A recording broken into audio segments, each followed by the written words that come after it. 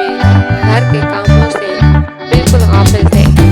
आहिस्ता आहिस्ता हाल ये हुआ कि घर घर नहीं रहा, बल्कि पूरी जिंदगी सिर्फ किचन में सिमट गई।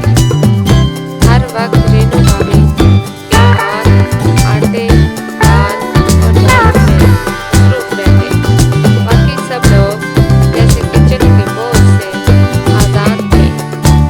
एक दिन मोहल्ले के एक बुजुर्ग खातून आए और सबको समझाया, घर सिर्फ एक के कंधों पर नहीं चलता।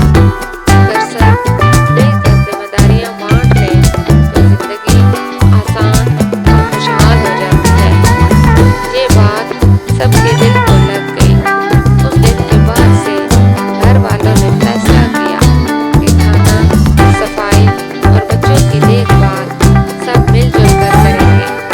अब वही घर जो पहले रसोई में कैद था, एक सच्चा घर बन